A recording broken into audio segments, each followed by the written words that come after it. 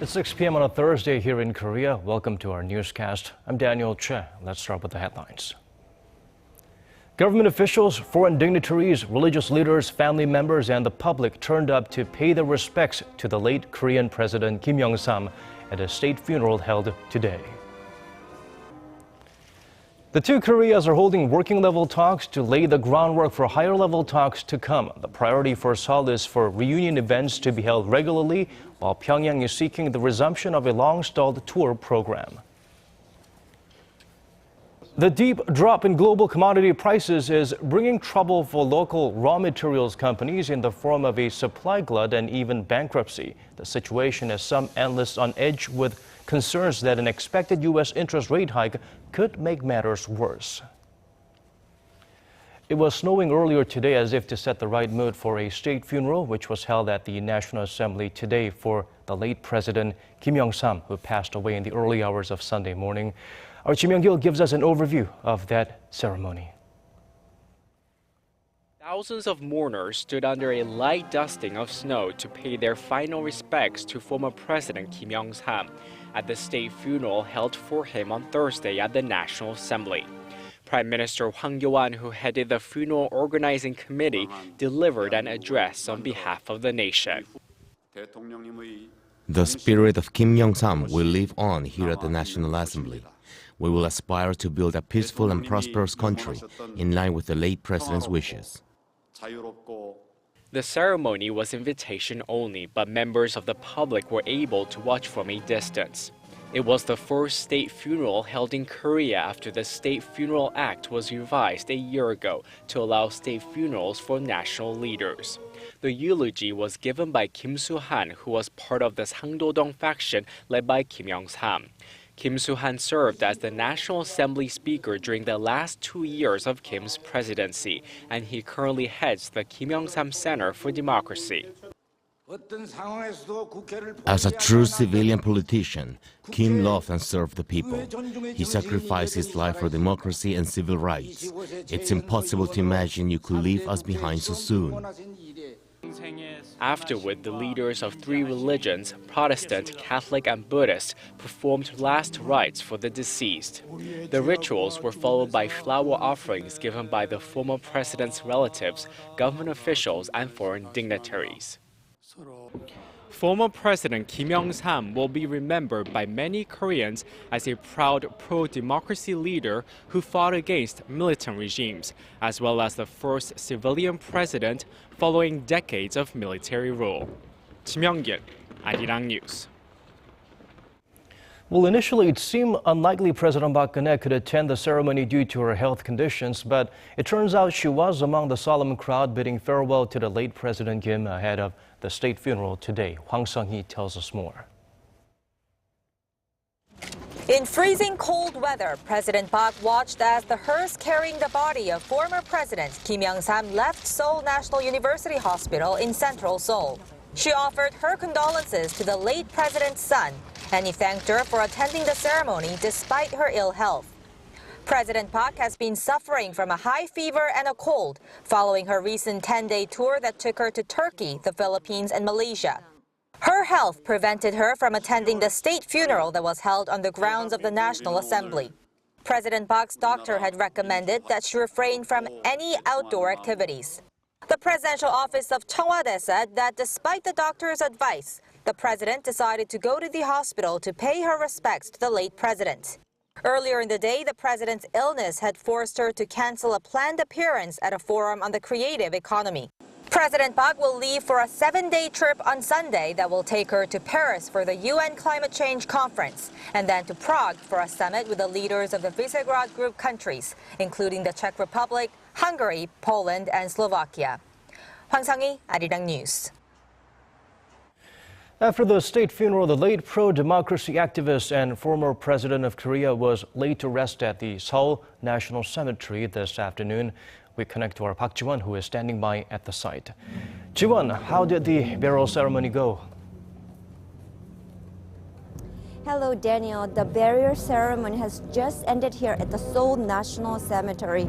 Only about 250 people are allowed to attend the ceremony, including Kim's family, friends, and politicians who were close to him, such as former National Assembly Speaker Kim Soo-han and Park Kwan-young and current Speaker Chung Eui-hwa. During the 70-minute-long ceremony, there were offerings of flowers and incense, together with prayers by pastors. And then the coffin was interred and Kim was laid to rest. Well, Joan, before the funeral procession arrived at the ceremony, we believe they made a tour of Kim's neighborhood. Can you tell us a little bit more about that? Yes, Daniel. Well, right after the state funeral at the National Assembly this afternoon, the hearse carrying Kim's body passed through the late president's neighborhood of Sangdo-dong in southern Seoul and made a trip to Kim Youngsam Memorial Library, which is still under construction. The detour was taken to commemorate the late pro-democracy leader's lifelong contributions to the nation. On that note, the late president had one last message for the country before his death: unity and harmony. Well, now there are many politicians from both the ruling and opposition parties who are claiming that they are the heirs to Kim's political legacy. And we hope that they honor the legacy by putting the late leader's words into practice. Back to you, Daniel. All right, thank you for that, Chiwon. As we just heard, former President Kim Youngsam was laid to rest at Seoul National Cemetery. It takes a little more to be deserving of that honor. For more on the significance of this and the location of Kim's burial site, Lee Ji-won reports. 4 former presidents are now laid to rest at Seoul National Cemetery. In addition to the nation's leaders, the cemetery is where tens of thousands of patriots from Korea's independence movement and fallen soldiers from the Korean and Vietnam Wars are buried. The cemetery is located in Dongjakgu district, and its U-shaped ridge is described as a phoenix protecting its eggs. According to the head of the committee overseeing Kim Youngsam's gravesite, the plot has good feng shui and is in the area representing the phoenix's eggs. Kim Youngsam is buried around 300 meters to the right of Lee Seung-man and Kim Dae-jung, Korea's 1st and 15th presidents. Further up, 500 meters away, lies former President Park Chung-hee, the father of the current President Park Geun-hye. Many people are bidding Korea's 14th president farewell, and with that, a nation offers up its hope that he rests in peace under the wings of the phoenix. Lee Ji-won, Arirang News. Moving on to inter-Korean relations, the two sides are holding working-level talks at the border on this Thursday. It's been a long time in the works, with Seoul having to wait 2 months for Pyongyang to respond to its proposals. Can the two sides arrange a round of high-level talks soon? Let's find out more with our Song Ji-sun, who is standing by at the Unification Ministry of Seoul. Ji-sun, how are the talks going? Well, Daniel, the meeting started at 12:50 this afternoon and lasted for 90 minutes, with the two sides exchanging proposals for the high-level talks. There was a 2.5-hour delay before the talks began, as there were some technical problems in the communication lines at Panmunjom on the north side of the village. That was the same glitch experienced during the talks in 2013. And this meeting will be led by Kim Ki-woong, the head of Inter-Korean Dialogue at Seoul's Unification Ministry, and Hwang Chol, a senior official from the North Committee for the Peaceful Reunification of Korea, along with 2 other officials from each side. The aim of this meeting is to lay the groundwork for talks between more senior officials, including the agenda, venue, schedule, and rank of the participants. Seoul has proposed ministerial talks between Unification Minister Hwang Kyo-ahn and his North Korean counterpart Kim Yang-gon, but we'll have to see if the North accepts that. And what to include on the agenda could be another stumbling block. On top of Seoul's priority list is reunions for war-separated families. The South Korean government wants them to be held on a regular basis, but North Korea is more interested in getting South Korea back to resume its tours to Mount Kumgang Resort. Seoul halted tours to the area after a South Korean tourist was shot dead by a North Korean soldier in 2008. Today's talks are in line with an agreement reached on August 25th, in which the two Koreas pledged to improve inter-Korean relations and expand civilian exchanges. Last month's family reunions were also part of that deal. The two Koreas will resume the session later today after assessing the differences in their proposals, but those gaps are likely to be narrowed in their second round of talks if that follows. And I will keep you updated throughout the night if we have more details. Back to you. Thank you for that update, Jisun. Moving on, Korea's consumer sentiment improved for a fifth straight month in November. The Bank of Korea's Composite Consumer Sentiment Index ticked up to 106 this month, up 1 point from October. A reading above 100 indicates that optimists outnumber pessimists. The figure has since been on an upward trend after a dramatic dip in June when the MERS outbreak was at its peak. The central bank says the rise comes on the back of government initiatives aimed at boosting spending, such as a Black Friday sales event held last month.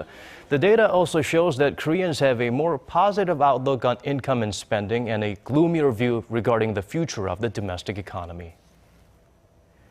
Global commodity prices have hit a 13-year low due to the global economic slowdown. That in turn is leading to a supply glut and bankruptcy at many raw materials companies. According to our Kwon So-ah, the downward trend is likely to continue for a while. The Commodity Research Bureau Index, which measures the general direction of commodity prices, dove down to 183.4 earlier this week. That's the lowest since November 2002 and a decline of 61% from July 2008, right before the global financial crisis. The formula includes prices of copper, steel, and crude oil. The U.S. benchmark West Texas Intermediate dipped to $41.75 a barrel on Monday, even getting down to the $40 range last week. Weak demand due to slowing growth in the global economy, especially in the world's second-largest economy, China, and the ongoing uncertainty about a potential U.S. rate hike are cited as the main reasons for the price drop.